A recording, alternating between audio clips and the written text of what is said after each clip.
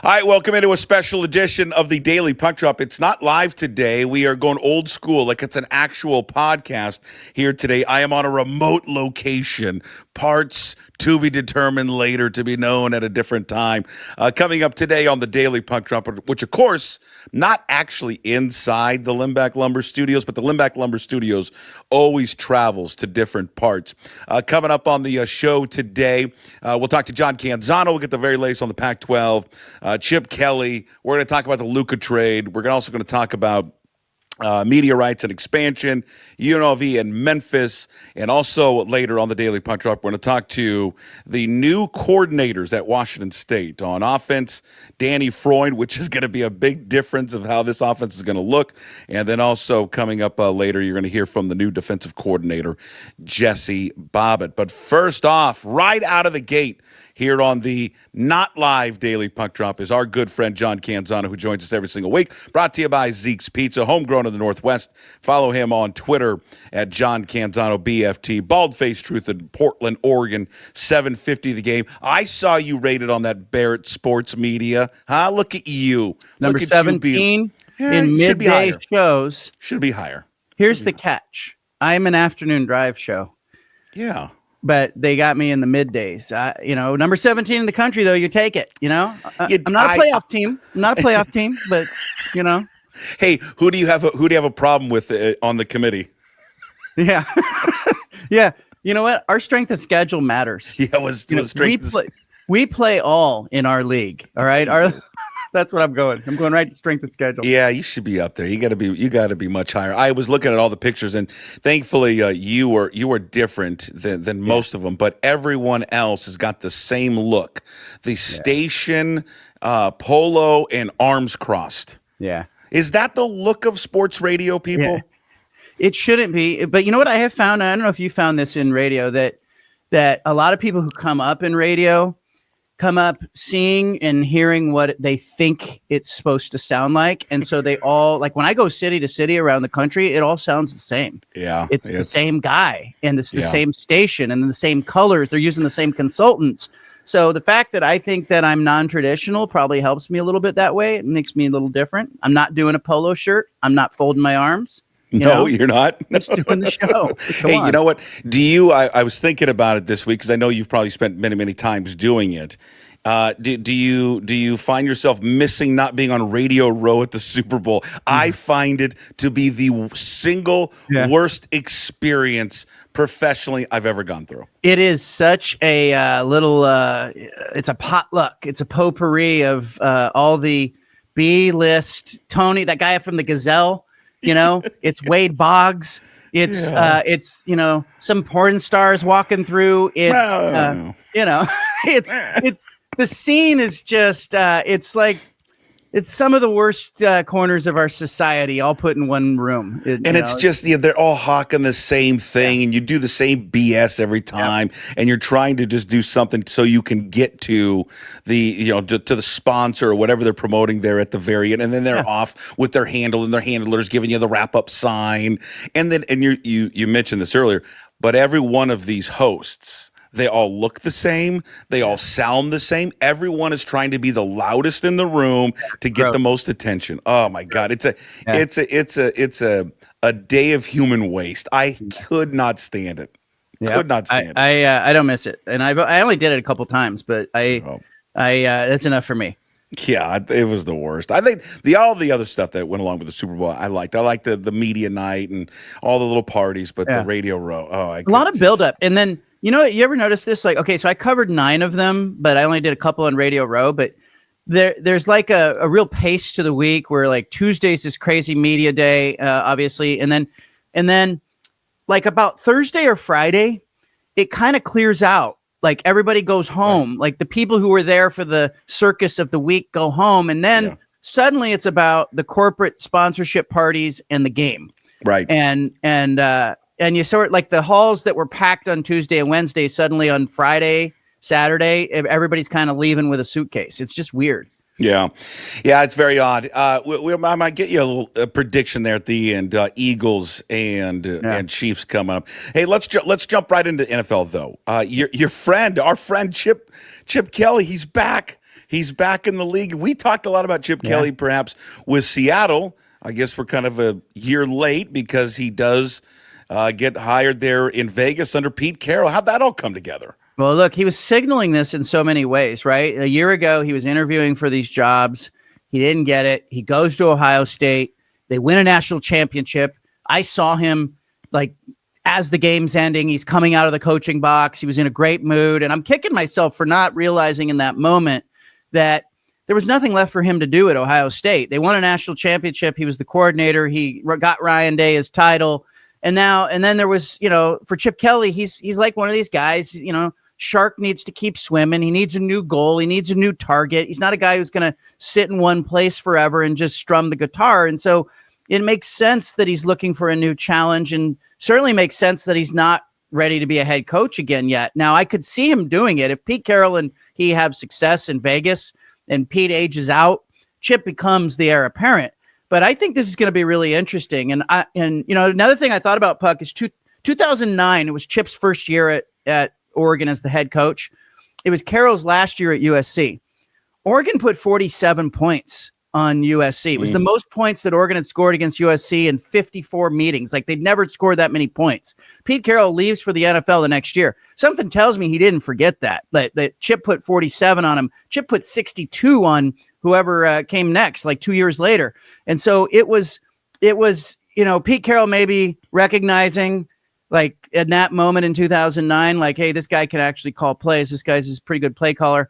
I'm excited to see if Marcus Mariota ends up back. I think it makes sense. He's a free agent. They have the 6th pick. There's not a quarterback available at 6 who's going to be a game changer. Maybe you use Marcus as a stopgap for a year or two. He showed a little something in the Commanders' offense. I think Chip would run a very similar style. So keep an eye on Marcus Mariota to the Raiders. Who do you like? Maybe we talked about this last week, but of the guys that you saw in college that are coming out, that are the quarterbacks, who do you like the most? Well, I think the two guys that are at the top that everybody's talking about, Shedeur and Cam Ward, are they going to obviously be the top 2 picks. But the thing I like about Shedeur is the lights have been on him. Like, the pressure has been on Shedeur Sanders from go, and he has handled that well. And I like how he's performed. He's got the arm.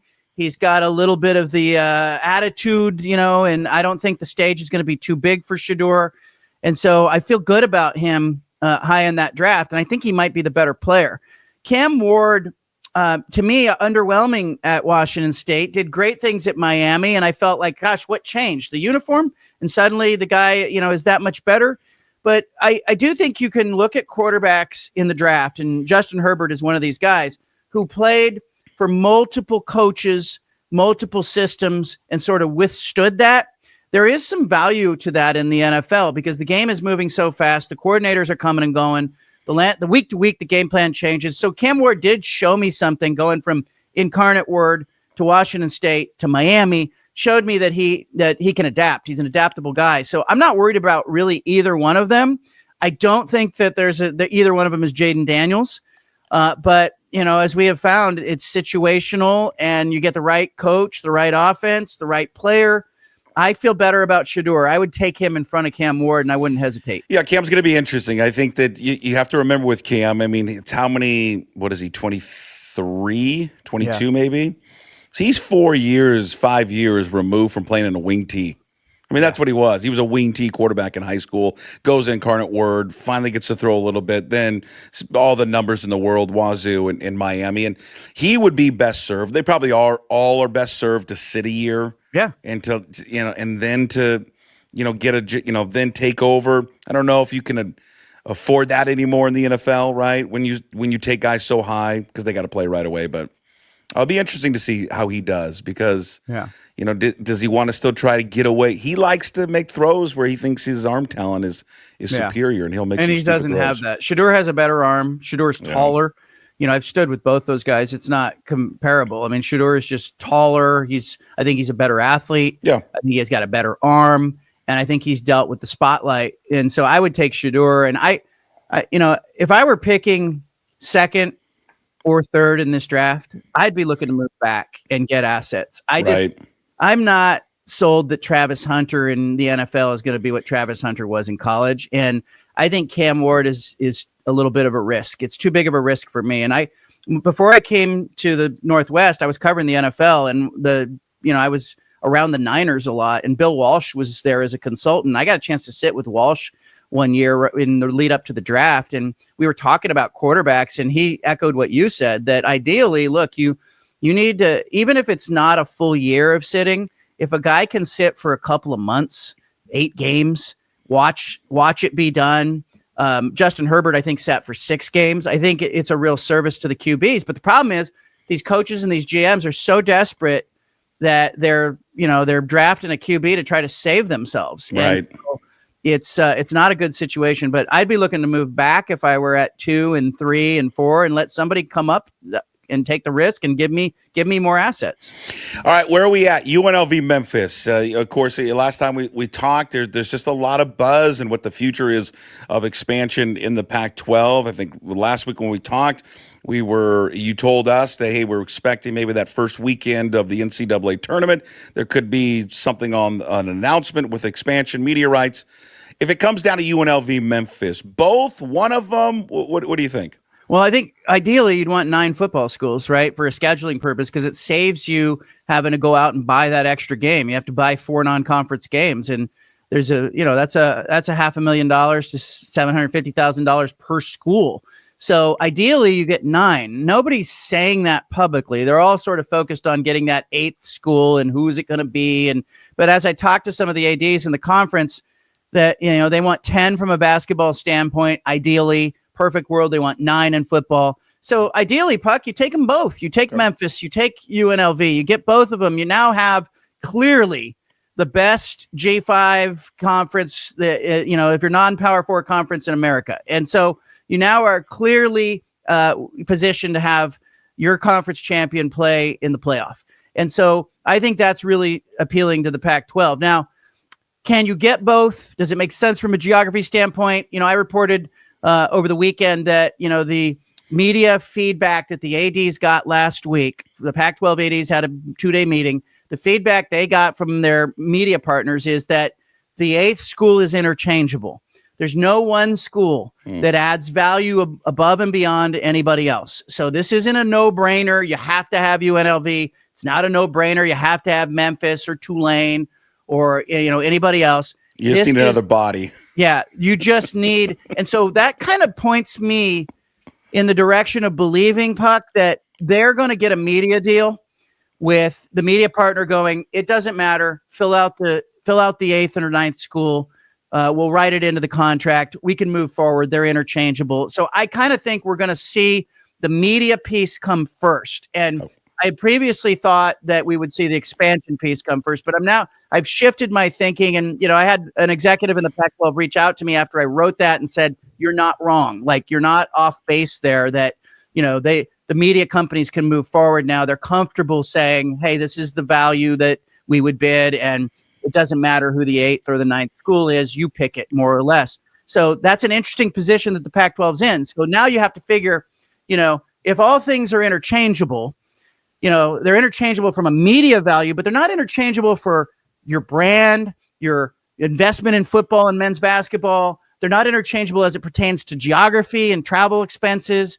So there's a lot of other factors that will go into this. This leads me more and more to think that the Pac-12 ideally really does want to add just UNLV or maybe UNLV in Nevada and call it good and just be regional and be super, tight with your footprint, not have that added travel expense. Because if you start to venture out and you start to go after Memphis and Tulane or even a Texas State as a fallback, you're now looking at your bottom line and going, okay, what are the travel expenses? What's it going to cost to get you out of your conference? These numbers are all over the place. The Mountain West schools are like $17, $18 million. The American schools are more like $10 or $12 million. So there's some room here to work. And I think the Pac-12 is doing that work right now, trying to figure out, like, okay, what's the ideal move here? And I don't think they're going to make that move until they have the media piece sewn up. Still think it's like a 6-week, 8-week thing on the media piece. I think right around that start of March Madness, we should get some news there. I think last week when we talked, it was hey, we're thinking about some out of the box things, right? Yeah. Like in terms of the media rights. Any information coming out of those meetings? What out of the box? What does that look like? They're I being joked last very- week with yeah. you. It's hey, we're just going to go back to cable, like normal cable. Yeah. Like what is out of the box? Did you get any insight at all from what transpired last week? Well, to me, that sort of points to like, could they go with a partner who's just an out of the box partner? Could it be somebody like Turner who's expressed interest in having a lot more college basketball and has some money to spend? And is that, outside the box? Because immediately I went to like, what are we going to be doing? Is this Apple? Is this a streaming service? Like, but I'm kind of just thinking like maybe outside the box means it's not ESPN and it's not Fox. That it's going to be like a new player, the CW. Are they going to make a bigger commitment? They've always seemed like they're a discount buyer. They're buying kind of aftermarket. They got the Pac-12 aftermarket. They got the leftover ACC. Is this CW going to make a commitment to being a real player in this space, or is it Turner? Or are they going to separate basketball from football? Is that outside the box? Or are they going to bring back the Pac-12 network? Like I know part of their whole 2-day meeting was they did a tour of the Pac-12 Enterprises facility, and that thing has been churning. That's we talked about it as a side hustle. Could that become a viable network again? Is outside the box the Pac-12 returning and going, guess what? We had a good idea 10 years ago. We're going to go back to this thing. Bring it all back. Yam. I don't know. Ashley. Yeah, bring it back. Neuheisel. All of them. Curtis Conway. I'm trying to think of who. Ronnie Lott. Remember when Ronnie Lott was on it? Yeah. Hey, Ronnie, what do you think about the game? Yeah, I mean, it was. Yeah. I thought both teams played pretty hard. Yeah. Oh, okay. Good, great insight, Ronnie. Yeah. Appreciate your insight. Yeah, I mean, as long as we can get away from the ESPN Plus high school broadcast, yes, I think I'm okay with it. Hey, you brought up CW. Are the football games on CW again this fall? Yeah, that's up in the air because so that hasn't been determined. Like no. So right now, football doesn't have like a TV home. No, and Teresa Gold, the Pac-12 commissioner, told me in October that this 2025 football season may be the pathway to whatever comes next, because it really is an additive thing for whoever buys those media rights in 26 and beyond. They may be able to negotiate, hey, we can get the Pac-12 in 25, because there was some real, I think, motivation from the Pac-12 to begin telling the story now. Like, be on the network that you're going to be on in 2026 with your Boise State, San Diego State, Colorado State conference. Why not start telling that story with Oregon State and Washington State in the 2025 football season? So keep an eye on that.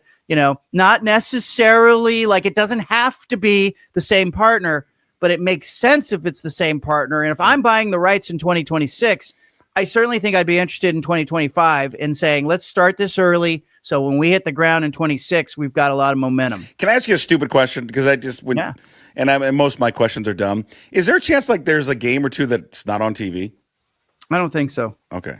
I think we're not going to go old school. I have to listen to it on my radio. No, I think that's not in the plan for them. I think that, the wild scenarios that I keep thinking about involve like, do they split men's basketball away? Okay. Do they sell it to Turner as a one-off? Do they, the media consultants keep saying, no, you're going to want to bundle that. The companies are going to want basketball with football.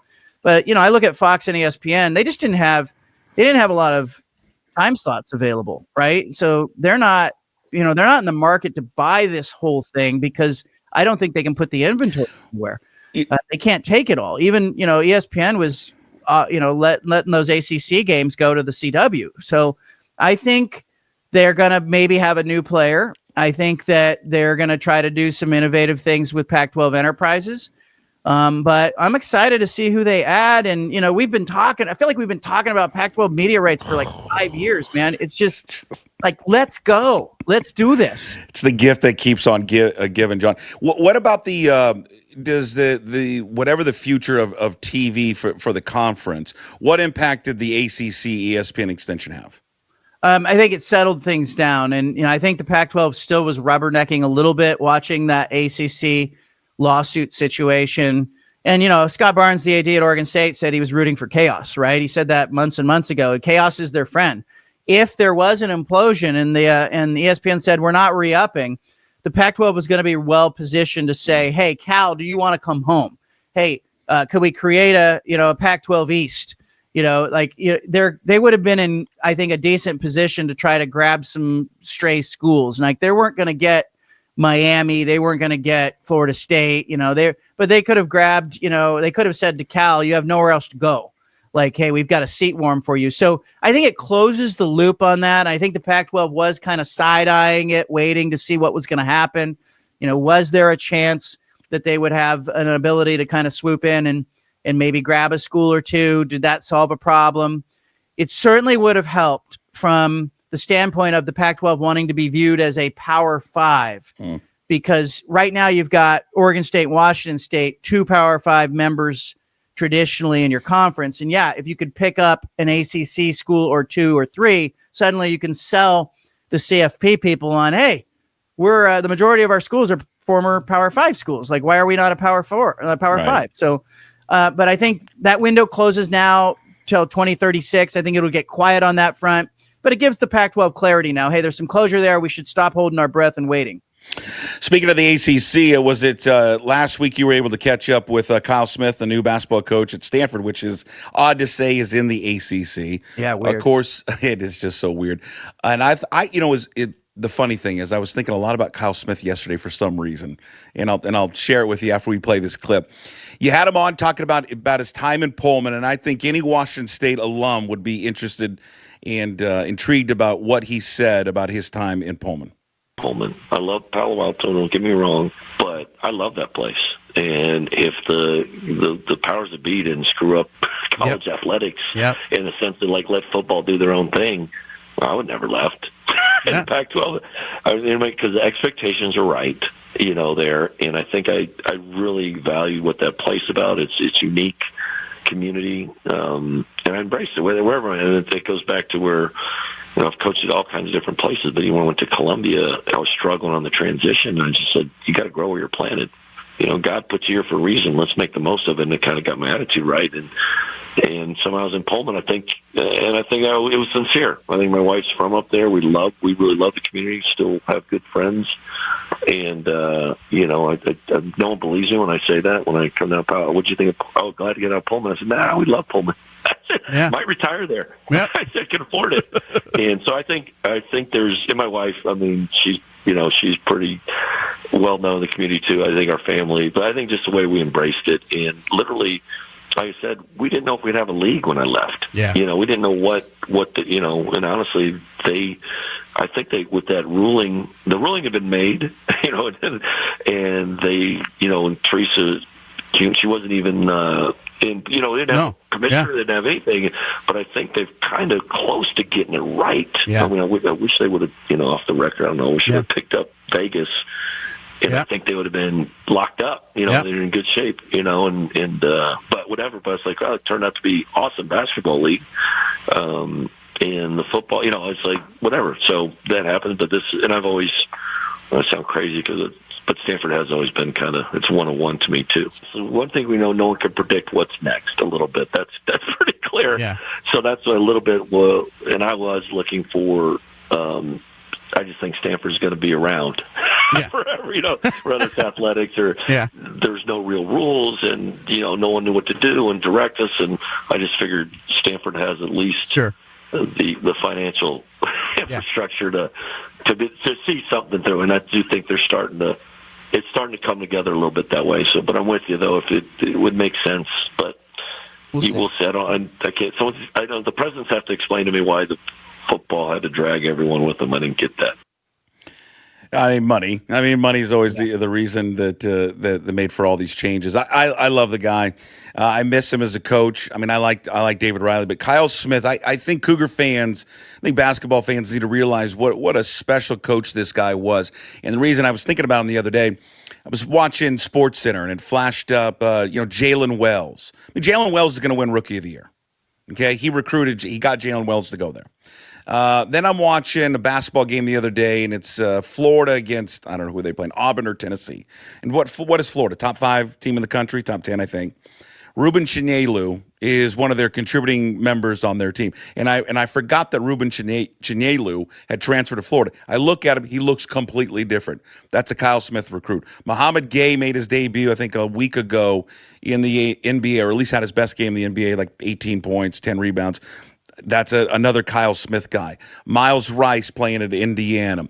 Andre Yakimovsky playing great basketball for Colorado. TJ Bamba playing great for Oregon. That guy recruited his ass off and got so much talent to that school. And then, back in the day, none of these guys would have left. They all would have stayed there. I mean, he had the building blocks. And if it was old school basketball, John, old school athletics, you're talking about a team that is Sweet 16, an Elite 8 team that he put together. Yeah. And he's a hell of a coach. And I know it's kind of been slow to get started there at Stanford, but he'll get that thing rolling. They'll be going in the right direction. Well, he's got the big guy, Maxime Renault, who he recruited at Washington State, and he didn't get him. Stanford got him. But he's got that kid playing well, shooting threes. He could be an all ACC player at the end of this thing. But I just find it interesting that the fans in Pullman and the Washington State fans sort of celebrate Kyle Smith. And yes. Very different than Jake Dickert. And both guys left essentially for the same reason, right? They both left essentially that it was a resource. There was some fear. Jake Dickert probably was, he was getting Jimmy jacked around by his president, but it was like there was, Kyle Smith leaves and people on the way out of town are, throwing rose petals at his feet. And Dickert leaves and people are angry. And I just find that very interesting. And, we talked about that a little bit. And he said, his wife and his family, they really embedded themselves in Pullman. And I think people saw his authenticity, that they believe him. You just stole the word right out of my mouth. Authenticity. I mean, I think that's the biggest thing with him. And I think for Kyle, Kyle Smith just seems like the guy, and I've met him, and that you just sit around and just have a beer with it and hang out. And then you really believe just him, like what he's all about. He didn't go out of his way to, bang the drum for loyalty and support. And he would just casually, it would be nice if, more people came out to the game. He didn't berate fans, though. I think that was part of Jake's problem, but I also understood what he was doing, that he wanted more people to turn out and support the team and all that. But it wasn't just, hammering down loyalty on you. And I just think people just kind of knew the writing was on the wall that he eventually would probably leave, and then how it, kind of fell apart. And I think the other thing too is, I think it's the manner in which they leave. Again, I'm not trying to compare the NCAA tournament to a bowl game, but it would be like Kyle Smith leaving before the tournament. Right. And, and had he done something like that, no, I'm out. Stanford needs me now. So I'm going to leave before we go to the tournament.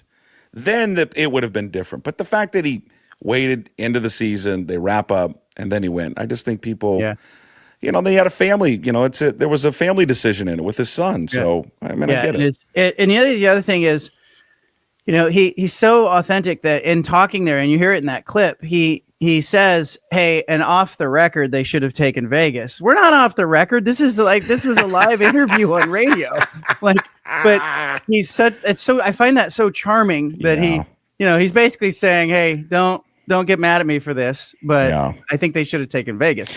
And then he says Stanford was going to be there. I mean, you can't argue with that. Well, yeah. I mean, we're talking about probably the university, probably the biggest, largest endowment in America. Yeah. They're not going away. They're not going away. And I think he knew that. And, he had done what he could kind of do at Washington State. And I think that's why on the way out of town, people were, celebrating him. And I think he went to a better university. And I think maybe that's part of it too. Yeah, the Wake Forest thing stings. He went to Wake Forest because Jake Dickert goes to Wake Forest, and it's like, well, why? There's no history in Wake Forest. Why are you going there? So, hey, last thing for you. I mean, it's not football, but obviously with the Blazers in your city, and just sports in general, right? As we kind of get out of college football, and you and I talk. I mean, we like to talk about other things other than just college sports, but. I'm trying to find a comp to the Luka trade. Can you think of anything where you've seen a player like this at 25 traded, and he hasn't even hit his prime yet, John? Yeah, I mean, you're trading him for an older guy who is a great player, but probably has seen his better days. And I heard it compared to like if Destiny's Child had traded Beyonce to TLC for Lisa Left Eye Lopes back in the day, that would have been the equivalent of this trade. Like Lisa was kind of over her prime. Was that your wife that came up with that? Who came up with that? My wife says all the smart things in our house. Oh my God, that's great. But I think also like it's like trading Jamar Chase for Mike Evans, right? You know, trade him to Tampa.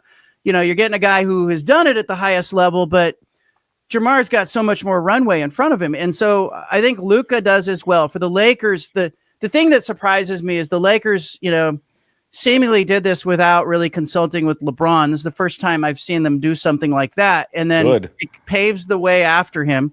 And then from Dallas's standpoint, Nico Harrison, who is a Portland area kid, Tualatin High School, he works at Nike, becomes the general manager of the Mavericks.